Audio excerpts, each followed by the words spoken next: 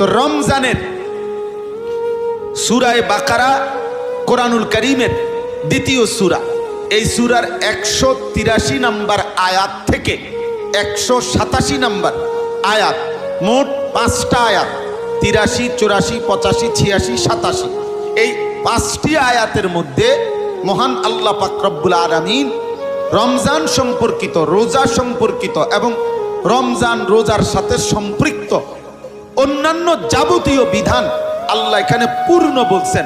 রোজার কথা বলছেন, অসুস্থ ব্যক্তির রোজা কি হবে সেটা বলছেন, মুসাফির ব্যক্তির রোজা কেমন হবে সেটা আল্লাহ তাআলা বলছেন।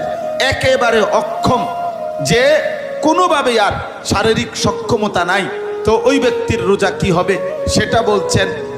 সবাইকেই বাধ্যতামূলক রোজা পালন করতে হবে নাকি ছেড়ে দেওয়ার অবকাশ আছে সেটা আল্লাহ তাআলা বলছেন। রমজানের রাত্রিবেলা হুকুম কি, দিনের বেলার হুকুম কি সেটা আলাদা বলছেন।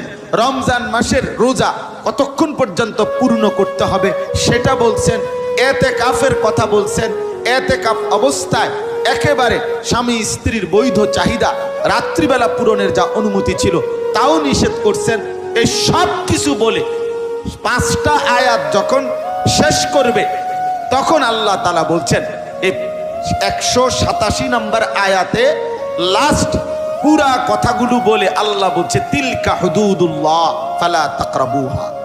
রমজান সম্পর্কিত যা বললাম তা আমি আল্লাহর সীমারেখা, এই সীমারেখা আমি বলছি। ফালা তাকরাবুহা, অতএব রমজান লঙ্ঘন হবে, রোজার হুকুম লঙ্ঘন হবে, এক জাররা পরিমাণ এমন কোন কাজের কাছেও যেও না, কাছেও যেও না, কাছেও যেও, কাছেও যেও।